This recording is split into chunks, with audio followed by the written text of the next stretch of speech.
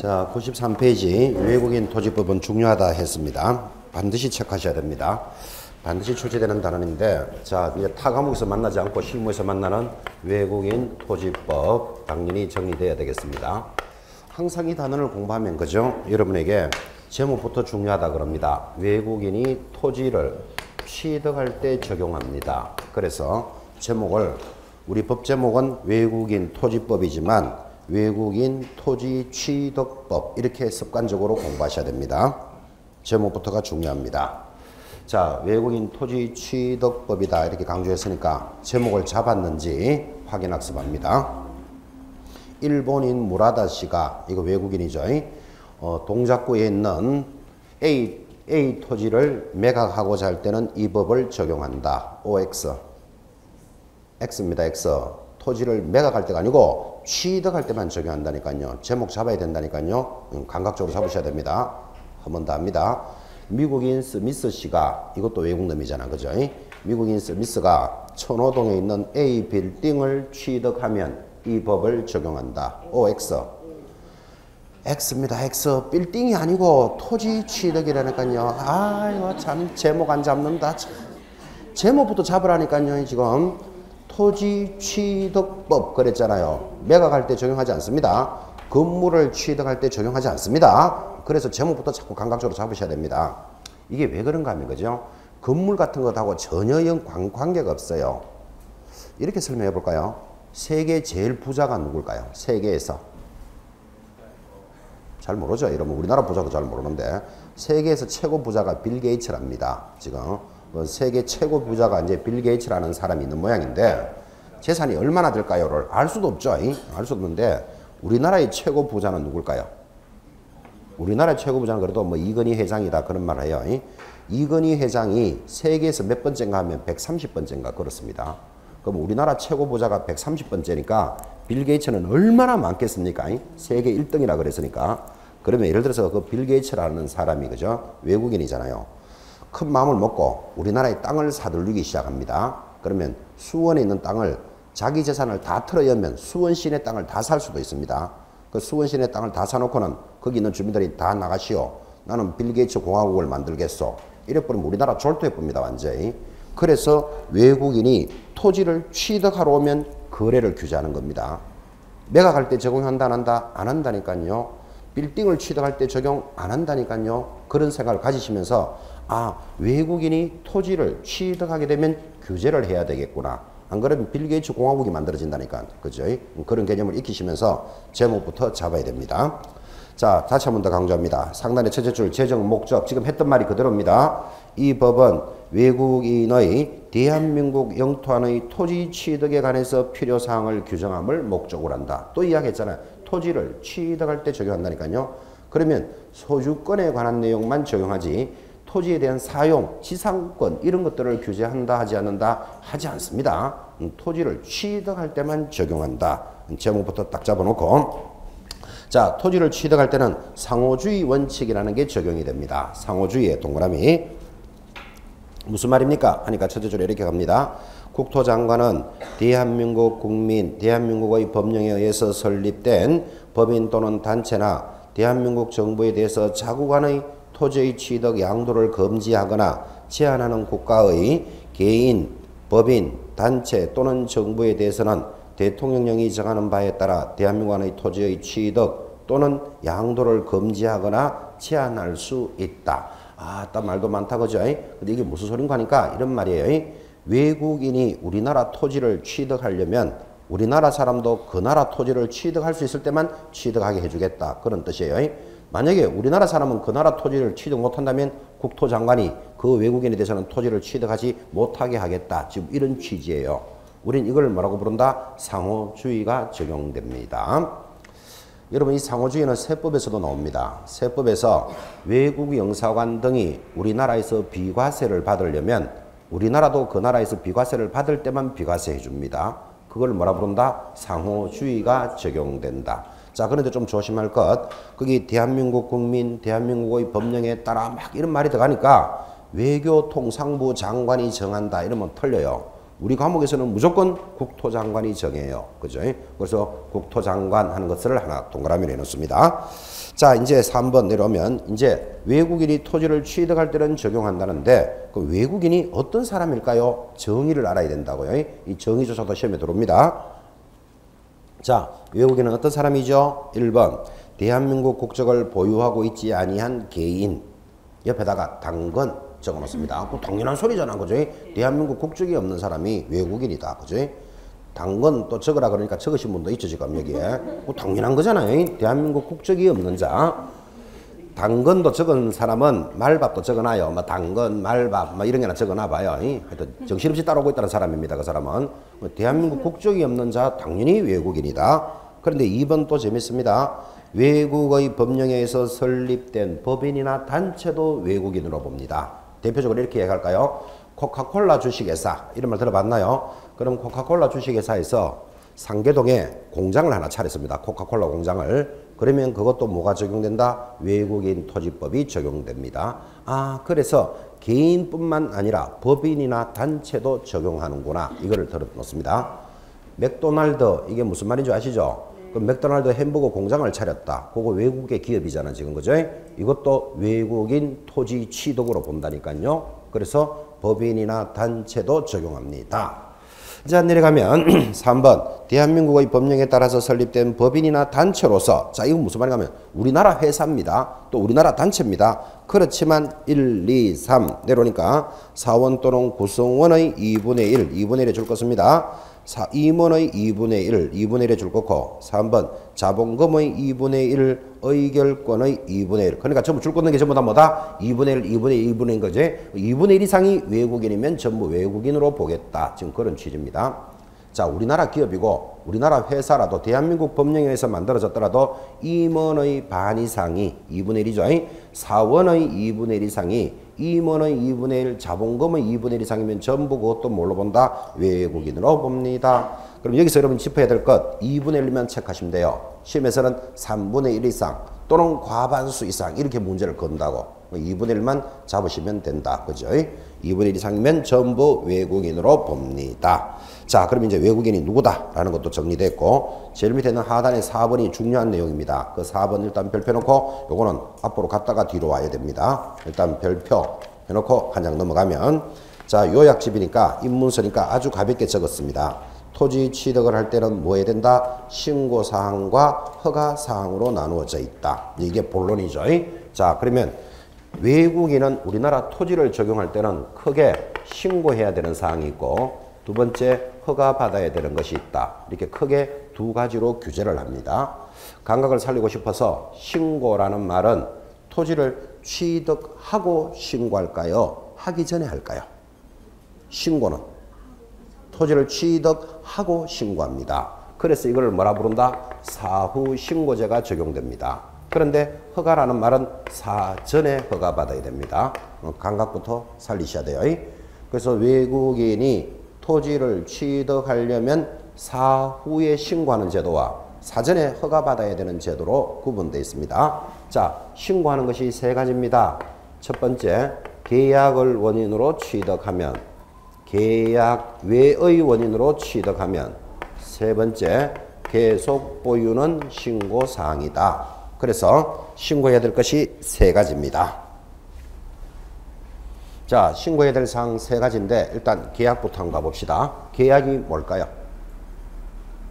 계약하면 자동으로 매매 이렇게 나와야죠. 임대 같은 건 신고할 필요 있다 없다? 없다니까 취득해야 된다니까 취득. 그죠? 매매가 사고 파는 거죠. 그때 파는 것은 신고할 필요가 없고 살 때만 신고하는 거예요. 매매 등을 계약이라 부르고 계약을 하면 체결한 날로부터 60일 내로 누구? 시장, 군수, 구청장에게 신고해라 이 말이에요. 아주 내용이 단조롭습니다. 그 이 단조로운 내용에서 매년 시험에 나옵니다. 그래서 여러분들이 점수 받치인데, 자, 계약을 원인으로 하면 체결일로부터 며칠 내로? 60일 내로 시장, 군수, 구청장에게 신고사항입니다. 계약 외에는 뭘까요? 그러니까 계약 외에는 이라면 매매 말고 이 말이잖아, 그죠? 대표적으로 외국인이 판결로 토지를 취득했다. 경매로 취득했다. 어쨌든 계약 아닌 거 상속을 원인으로 취득했다. 계약 외의 원인은 취득한 날로부터 얼마 내로? 6개월 내로 시장, 군수, 구청장에게 신고사항이다. 얼마나 편합니까? 내용이. 그죠? 자, 이번에는 계속보유입니다. 계속보유가 뭔가 하면 여러분은 한국인이잖아요. 한국인으로서 토지를 가지고 있다가 이제 국적이 바뀝니다. 국적이 왜 바뀌었죠?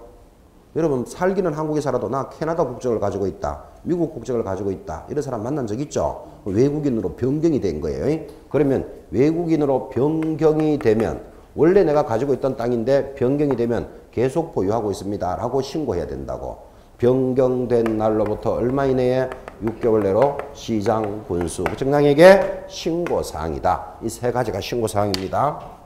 자, 그러면 신고하라고 들었는데도 불구하고 신고를 안 하면 위반되겠죠. 그래서 계약을 원인으로 위반하면 300만 원짜리 과태료입니다. 밑에 두 가지는요. 100만 원짜리 과태료예요. 그래서 여러분들은 이 표를 이렇게 정리하면서 크게 배울 수도 있습니다. 신고를 위반하면 크거나 작거나 무슨 사항이다? 과태료를 받는구나. 요거 기억해 놓으셔야 됩니다. 시험은 크게도 묻습니다. 300만 원짜리 과태료, 100만 원짜리 과태료 숫자로도 물을 수 있지만 크게 신고를 위반하면 과태료 사항이구나. 그죠?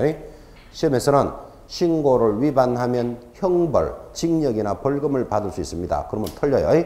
신고를 위반하면 과태료 사항이다. 자, 이것이 이제 신고사항이었다면 허가받는 토지가 있습니다. 근데 허가받는 토지는 사전에 허가를 받아야 돼. 어떤 땅을 허가받아야 됩니까? 허가받는 땅이 또 4가지라서 시험에 잘 나와요. 그래서 하단에 보면 2번 사전 허가를 요하는 토지, 군사시설보호구역, 해군기지, 항공기지 나오죠? 군사에 동그라미 합니다. 자, 군사 동그라미 생태계 경관 보존지역인데 이게 자연환경법에 따라서 생태경관 보존지역입니다. 갈로 열고 자연환경보호법 적어놓습니다.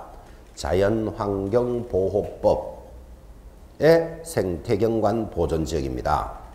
3번 문화재 보호구역도 허가 대상입니다. 문화재 할 때 문화의 동그라미.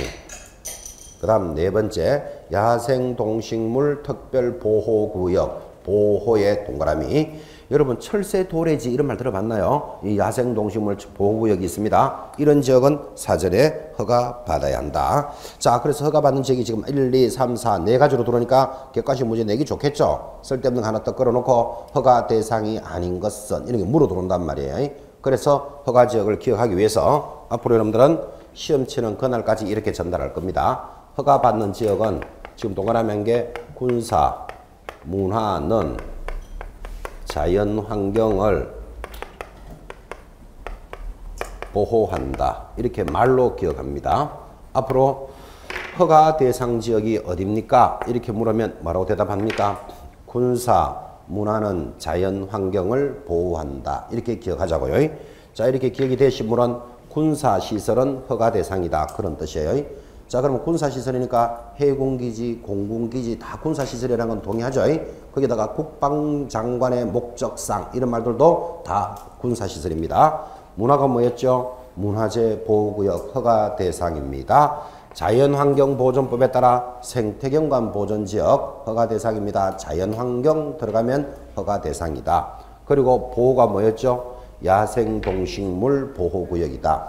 그래서 허가 대상 4가지는 말로서 기억합니다. 군사, 문화는 뭐를 보호한다? 자연환경을 보호한다. 이런 말이 들어가면 허가 대상입니다. 이 말도 그죠? 좀 잘 기억해 주려고 이렇게 여담을 한번 해봅시다. 군사, 문화 이래 나오니까 여러분 잘 알다시피 하기 참 원래도 그런 말도 있었습니다. 박근혜 대통령이 독일인가 가가지고 통일 어젠다를 발표했다. 이게 작년인가 그런데 통일 어젠다가 뭔지 압니까? 우리나라에 이렇게 비무장지대가 있죠. 휴전선, 그죠?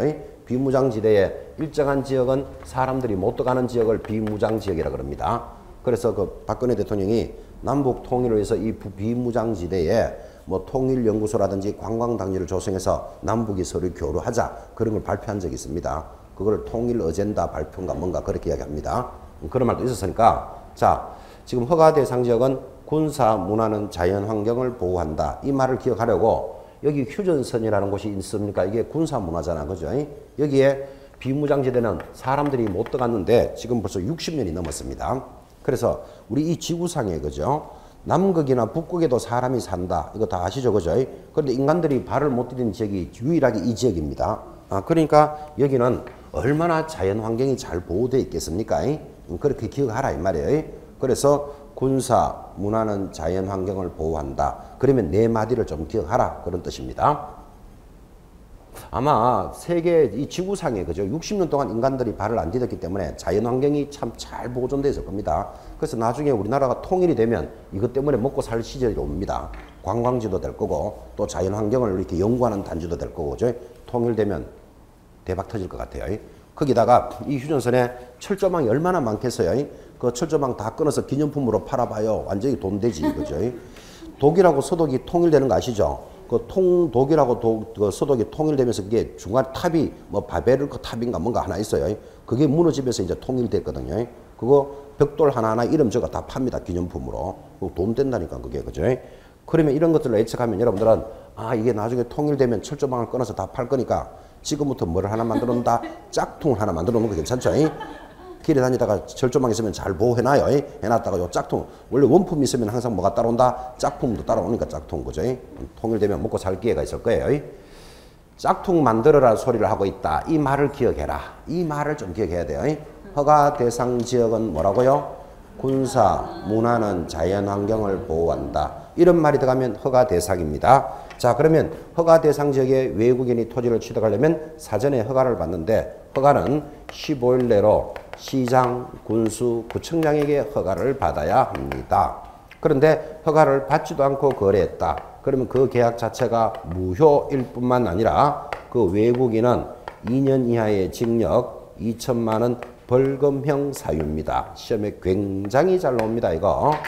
그래서 외국인이 허가를 위반하게 되면 뭐를 받는다? 2년 이하의 징역, 2천만 원 벌금이라는 형벌 사유이다. 이거 기억하셔야 됩니다. 형벌 사유이다.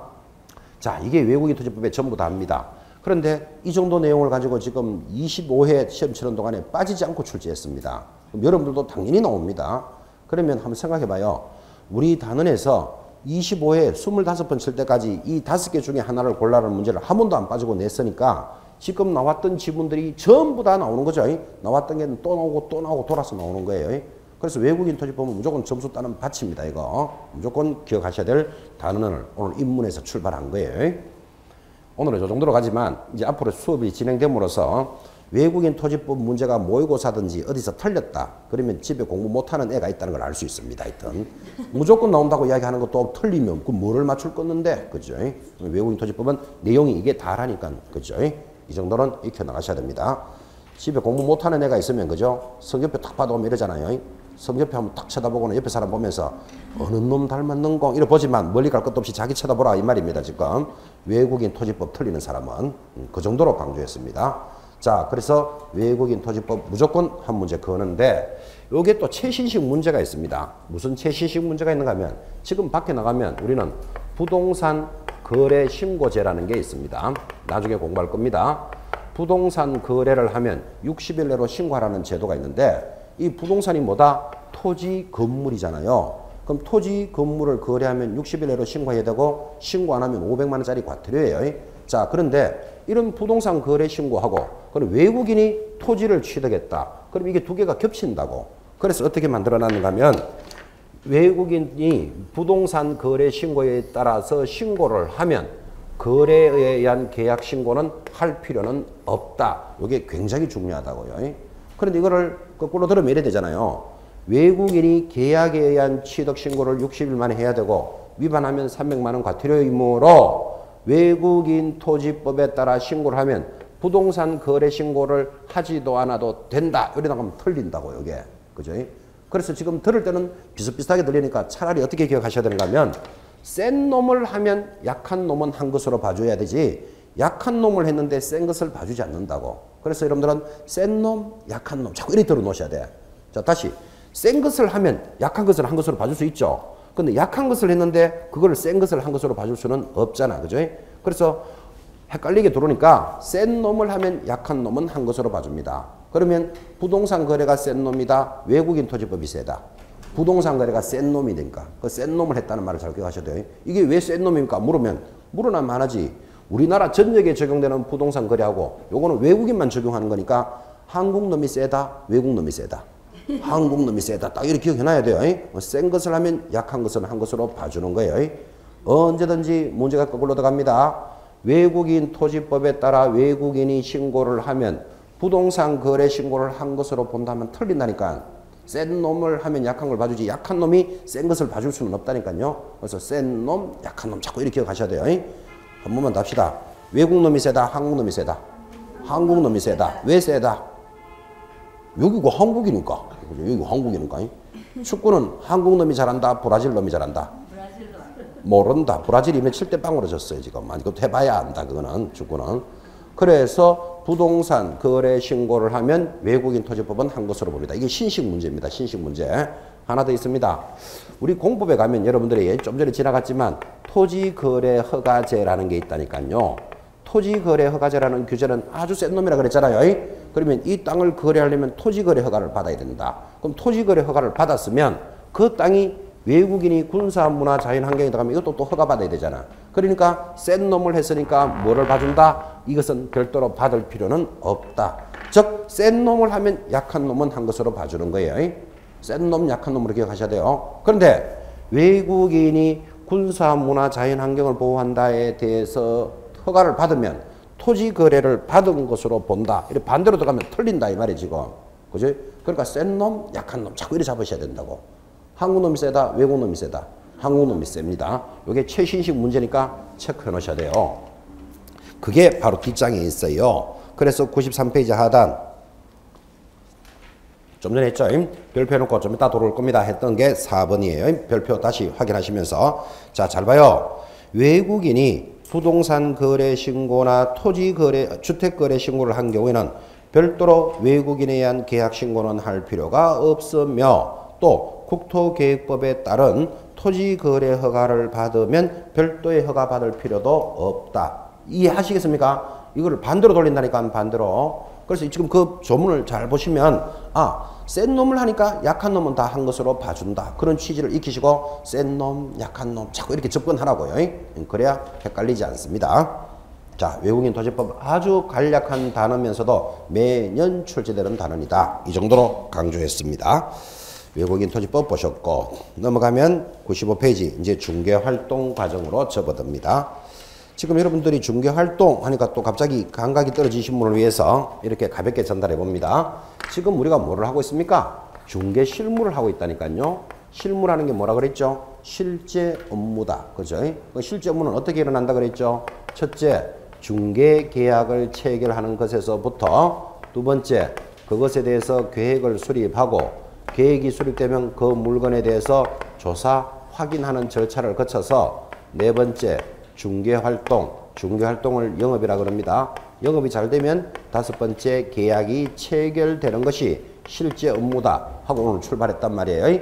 그래서 오늘 수업하면서 첫째, 중개계약에서부터 출발하니까 중개계약의 종류 그리고 그 특징 이런 것들을 공부했고 이제 중개계약이 성립됐습니다. 사주세요, 팔아주세요가 들어오면 이제 물건에 대해서 뭐를 잘해야 된다? 조사 확인을 잘해야 된다. 지금 이렇게 가고 있고 조사 확인해야 되는 것 첫째 아까 했죠. 소재지, 지번, 지목, 면적, 경계 이런 것들을 확인해 나가는데 그런 것들은 무엇으로 확인한다? 각종 공부를 가지고 확인할 수도 있고 현장 답사할 수도 있고 또 공부가 서로 다르면 뭐를 기준으로 중개를 해야 된다. 이런 것들이 지금 진행이 된 거예요.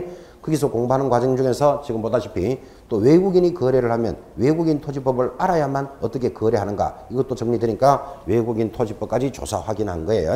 자, 그 다음에 조사 확인이 다 끝났다. 그러면 이제는 뭐를 해야 되겠습니까? 중개활동, 영업활동을 해야 된다고. 자, 그래서 지금 오른쪽 단은 95페이지가 중개활동 과정이다. 이래 나오잖아요. 그럼 중개활동을 다른 말로 뭐라 그런다? 영업과정이고 판매활동 과정입니다. 여러분 잘 알다시피 영업이 잘 되어야 계약이 체결될 거 아닙니까?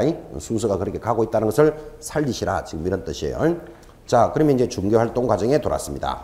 이 중개활동에 관한 이 내용은 여러분들이 완전히 쉬어가는 페이지, 1시간 쉬는 페이지입니다. 머리도 편안하게. 또 중개활동은 어디서도 연결돼 있다? 부동산, 학개론하고도 연결된 과목입니다. 이게 아주 쉬어가는 페이지인데 자, 영업은 이렇게 합니다. 1번 판매 과정을 알아야 된다. 판매 과정 줄 거면서 감각 살리세요. 6가지 과정 섞어놓고 순수 찾아라 이래 나온다니까요. 첫째 뭐 해야 된다? 물건과 고객을 확보해야 된다. 그 옆에다가 또 당근 적어야지. 뭐 물건이 확보돼야 뭐가 시작되지 지금. 그죠? 확보합니다. 두 번째 뭡니까? 준비. 고객과 물건을 접목시킵니다. 이 물건을 이 고객에게 어떻게 팔 것인가? 상식이죠. 3번 이제 고객 만나러 갑니다. 접권. 그래서 고객에게 이 물건에 대해서 흥미를 유발시켜라. 접근에서는 4번 현장 안내합니다. 5번 클로징을 시도하여. 클로징 하는 게 계약 체결을 시도하여 그런 뜻이에요. 이제 클로징이라는 말도 만나게 되는데 영어로 적으면 클로즈. 클로즈가 무슨 뜻이죠? 오픈의 반대말이 클로즈죠. 닫는다, 마무리한다가 클로즈예요. 여기에 ing를 붙여가지고 클로징 하면 마무리하는 단계, 우리말로 계약 체결 단계 이런 뜻이에요. 자, 계약 체결을 시도하여 마지막에 뭐한다? 계약 체결한다. 이걸 뭐라 그런다? 판매육 과정이다 그런다니까요. 설명은 열심히 했지만 상식적인 이야기를 하고 있습니다. 지금 이거 준비, 접근, 현장 안내, 클로징을 시도하여. 근데 이런 것들을 왜 정리를 해야 되는가 하면 6개를 확 뿌려놓고 순서가 맞는 걸 찾아라 이런 거 묻는다니까. 그래서 6개 과정을 기억하라 이 뜻이에요. 자, 그러면 이제 판매 과정을 알았습니까? 이제 본격적으로 영업을 하는데, 영업을 하려면 어떤 영업이든지 간에 줄 것입니다. 고객이 분석돼야 됩니다. 고객을 분석하고 나면 그 다음에 뭐 한다? 부동산의 셀링 포인트 밑에다가 물건의 분석 이렇게 적어 놓으셔야 돼요. 그래서 어떤 영업이든지 영업을 하려면 첫 번째 뭐부터 분석하고? 고객부터 분석하고 그 다음에 그 물건에 대해서 분석을 하는데, 물건 분석을 뭐라고 부른다? 셀링 포인트 또는 판매 소구점 이렇게 부른다고요. 자, 그러면 첫 번째 고객부터 분석합시다 하고 내려갔습니다. 그런데 이러면 보고 고객을 분석해 보세요 이러면 황당하다니까요. 그래서 가볍게 적어줬어요. 고객은 우유부단형, 가격의식형, 다변사교형, 침묵방어형 이런 형들이 있다. 이렇게 가볍게 소개해 주는 거예요. 나중에 이제 주교재가 1월달에 나오면 이것들에 대해서 설명도 간단하게 다 붙여놨는데, 간단하게 이야기하자면 고객이 우유부단형이 있다. 이게 무슨 말인가 하면 어떤 좋은 물건을 소개해줘도 자기 혼자서 결정을 못하는 형이 우유부단한 형이에요. 자, 그러면 영업을 하는 사람 입장에서는 아, 이 고객이 우유부단형이구나 이렇게 판단이 된다면 물건을 많이 소개해야 된다, 작게 소개해야 된다? 작게 소개해야 됩니다. 이 우유부단형인지 이것도 판단도 안 하면서 이 아파트 괜찮습니까? 괜찮는데요. 저것도 볼랍니까? 괜찮는데요. 하루 종일 물건만 보러 다닙니다. 그리고 결정 안 합니다. 그러면 여러분들은 시간과 경비와 노력이 얼마나 투자되겠어요? 그래서 딱 보니까 우유부단형이네. 그러면 물건을 딱 몇 개만 소개시켜줘야 된다? 2개만 딱 시켜줘야 돼. 하나는 새 거, 하나는 썩은 거. 딱 갖다 놓고 이거밖에 없는데요. 이래야 이 사람이 결정을 한다고. 그죠? 그러니까 영업하기 전에 고객이 분석되어야 된다. 지금 이 뜻이에요. 고객을 분석하는데 첫째 무슨 형이 있다? 우유부단형. 또 고객을 잃는 형도 있습니다. 가격의식형. 아무리 적절한 가격을 제시해도 깎아야만 적성 풀리는 사람이 있어요. 그럼 이 사람은 가격의식형이구나. 그럼 이걸 어떻게 대응할까? 이런 거를 준비해봐라 이 말이에요. 그래서 고객을 분석한다고요. 가격의식형은 어떻게 해야 될까요? 비싸게 불러요. 그렇지, 비싸게 불러야 되지 뭐. 그죠? 이 사람 뭐 깎아야 적성 풀리니까. 그죠? 1억에 팔면 되는데 이거 1억 2천이다. 1억 2천에 대놓고 그래 2천만 원 깎아줄게. 그래야 뭐 계약이 되겠지 뭐. 그죠? 그러니까 고객이 분석 안 되면 영업이 안 된다니까요. 고객 분석이라는 말은 그런 거예요. 하나만 더 할까요? 다변사교형, 말 많은 형. 그죠? 고객이 말 많은 형이 있습니다. 이런 형은 어떻게 대응하는지. 그것보다 더 무서운 형, 침묵방어형 이런 거죠.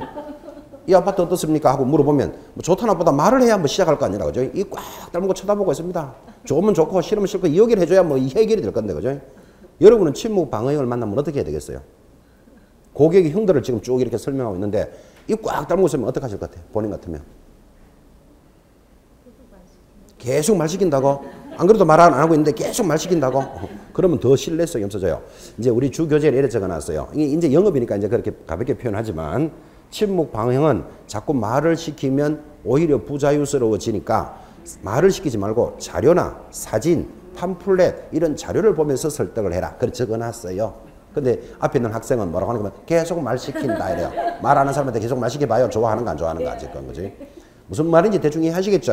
자, 이거 시험에 나올 가능성이 있다 없다? 없어요. 그지? 가격 부단형, 가격 의식형, 우유 부단형 이런 형이 무슨 형인데 이런 건 나올 일이 없는데 여러분들 이런 말이 지나가면 중개 활동 과정이다. 이 정도의 느낌을 가지셔야 돼요. 중개 활동에서는 첫째 뭐를 확인해야 된다? 고객을 분석해야 된다. 그래서 고객 분석하는 방법을 지금 가르쳐 준 거예요. 거기 마지막 고객도 골 때리는 형도 있어요. 놀림형 이런 고객도 있어요. 실제로 있을까요? 없을까요? 현장 가면 있습니다. 뭐라고 하냐면 인천에 배 들어오면 내 이 땅 살게 이런 놈들이 있습니다. 한강대교 저거 팔면 하나 사야 되는데 통행세나 받고 살면 좋은데 한강다리 파는 놈이 있는지도 모르겠지만 그죠? 살 능력이나 있는지도 모르겠고 그죠? 그렇게 들어가는 사람이 있다니까요. 그런 형을 놀림형 고객이다 그죠? 근데 이 놀림형 고객이 또 영 가짜일 수도 있지만 진짜 나중에 손님이 될 수도 있으니까 함부로 관세도 못해. 그래서 놀림형은 그 주교재에 뭐라고 적어놓으면 가볍게 차나 한잔 하면서 돌려보낸다 이렇게 적어놨어요. 여기. 놀림형 고객은 그래 진짜 손님이 될지도 모르니까 막 관세하기도 그렇다니까요. 그런데 또 전형적으로 커피 한잔 하세요 이러면 되는데 꼭 돌아오는 말 몸에 좋은 녹차 없나요 뭐 이런 사람이 있어요. 전형적인 무슨 형? 놀림형 고객도 있다. 또 상대 개업공인중개사가 적군이 그죠? 우리 물건을 탐문하러 들어오는 형도 있을 수 있겠죠. 그런 고객을 놀림형 고객이다 그러는 거예요. 자, 그러면 이제 여러분들은 가볍게 고객이 분석됐습니까? 그러면 지금부터 뭐를 해야 된다? 물건을 분석해야 돼요. 그래서 시험에서는 이 단어에서는 물건 분석이 제일 잘 나와요. 물건 분석을 영어로는 뭐라고 부른다? 셀링 포인터 이렇게 말하고 이 셀링 포인터는 판매를 하자. 셀링이 파는 거잖아요. 판매할 때 포인트를 가져야 된다. 이렇게 설명하면 편하겠는데 굳이 또 한국말로 번역해서 뭐 한국말인지 한자인지 모르지만 판매 소구점이라고도 말합니다. 그래서 시험 문제 다 들어옵니다. 그래서 중개업 공인중개사는 판매 소구점을 잘 활용해야 된다. 이게 질문이 출제됐다니까요. 그럼 판매 소구점을 뭐라 부른다? 셀링 포인터. 그 말을 다른 말로 물건 분석 그런 뜻이에요.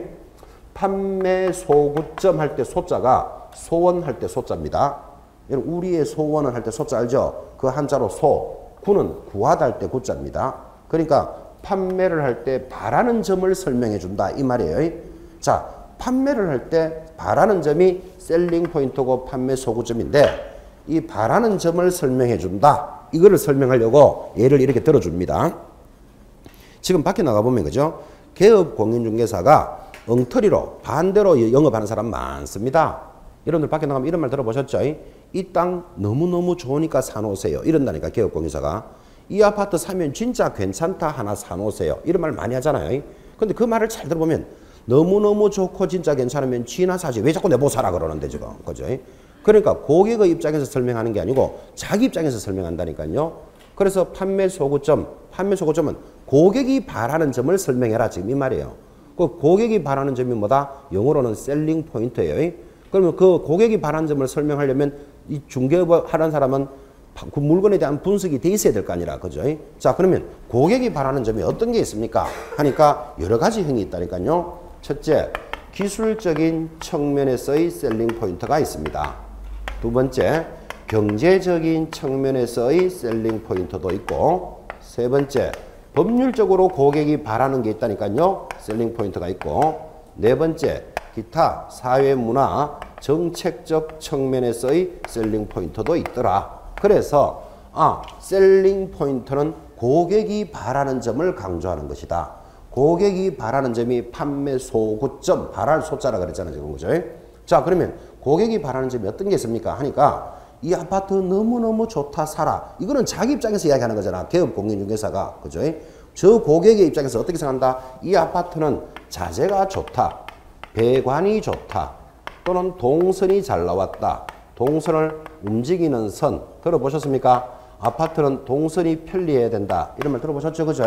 그러니까 고객하고 상담을 하다 보니까 이 고객은 우리 이 아파트는 화장실이 이태리 대리석으로 준비되어 있습니다. 이런 걸 좋아하는 고객이 있다니까요. 그러니까 이 아파트 너무너무 좋으니까 사세요. 그런 게 아니고 이 아파트는 화장실이 이태리 대리석으로 준비되어 있습니다. 이런 걸 좋아하는 고객이 있다니까요. 배관이 좋습니다. 또는 동선. 동선이라는 것은 움직이는 선이죠. 우리말로 뭐 구조가 좋다 이런 뜻이에요. 아파트는 구조가 편리해야 된다. 이런 말 들어보셨죠? 예를 들면 지금 60대 노부부가 그죠? 자식들 공부 다 시켰어요. 그리고 자식들은 이제 뭐 공부 다 시키고 떠나나가고 두 사람만 살고 있는데 이 60대 부부가 아파트 하나 이제 자기 좀 큰 아파트가 굳이 필요 없으니까 줄여서 살아야 될 필요가 있잖아요. 뭐 식구들도 별로 없고 하니까.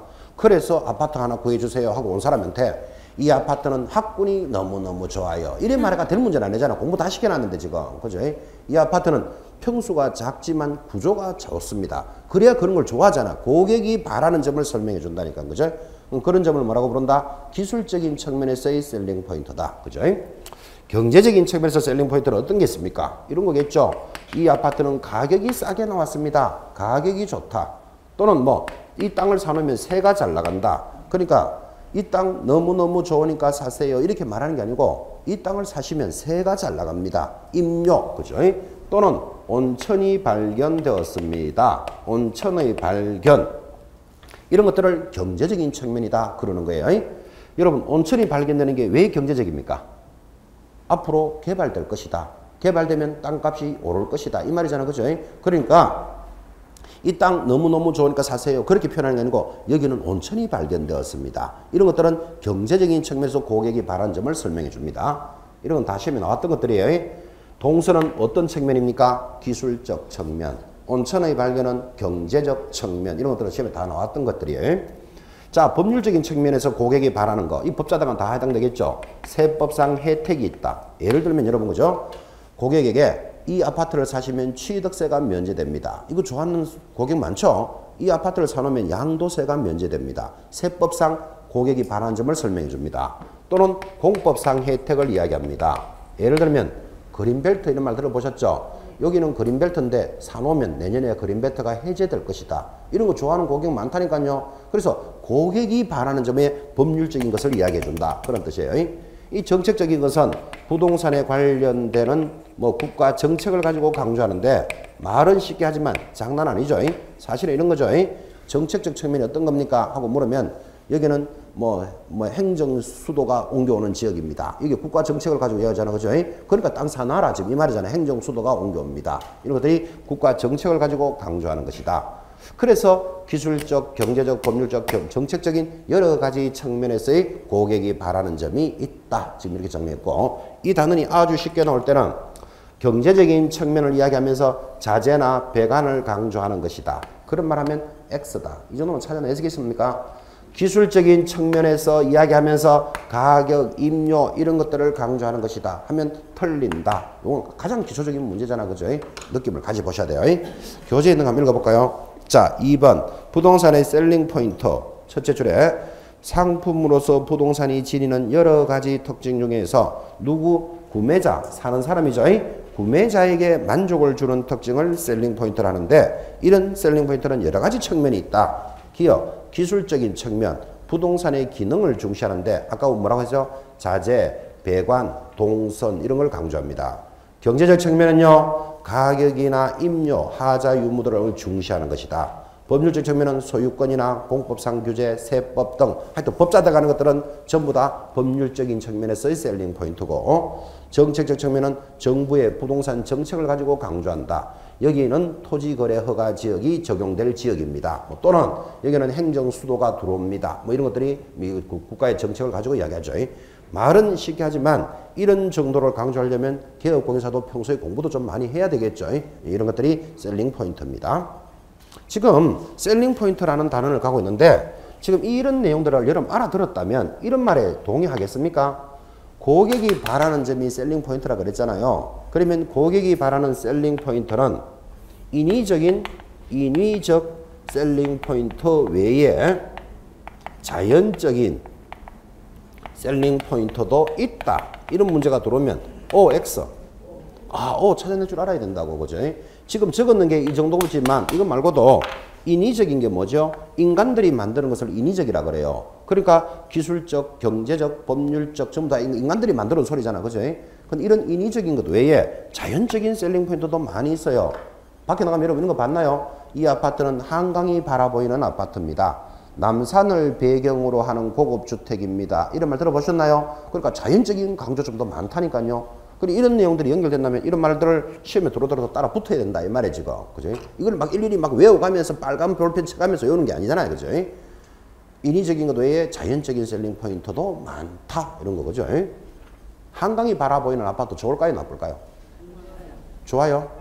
나빠요? 왜 나빠요? 왜 나빠요? 예?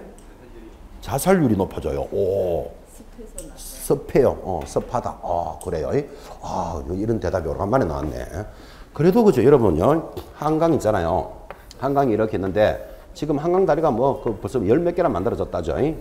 이렇게 만들어졌는데 이 한강변에 있는 이런 아파트들은 한강이 보이느냐 안 보이느냐에 따라서 아파트 같은 층이라도 가격 1억이 들락날락 합니다.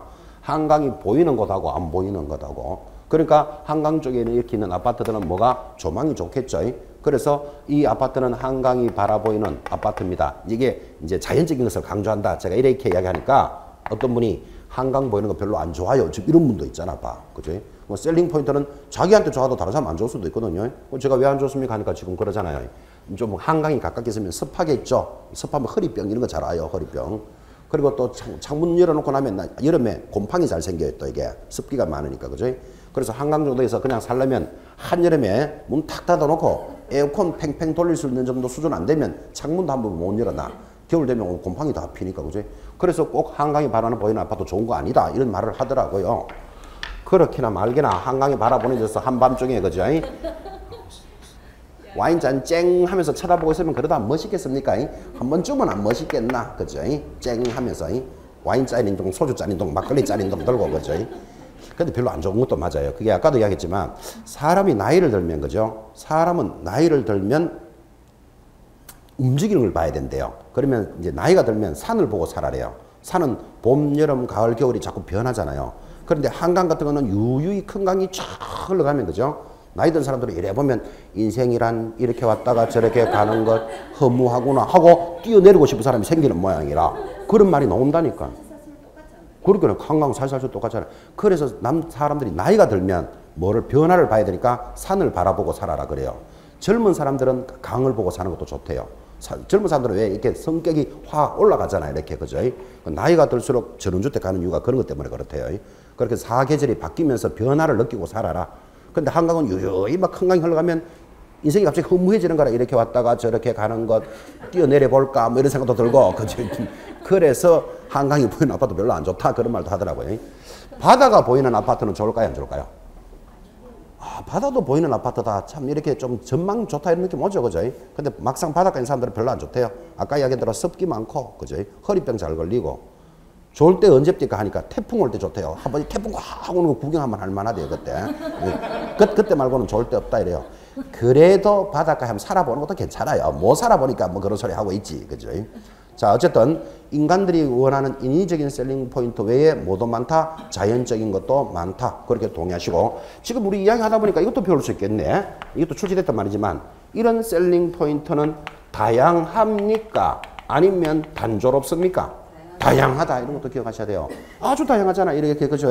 또는 상대적 개념이다. 이런 말도 나오죠. 왜? 이런 점을 저 사람은 좋아해도 싫어하는 사람도 있다니까요. 그래서 셀링 포인트는 아주 다양하고 상대적인 개념이다. 이런 말도 이해하셔야 돼요.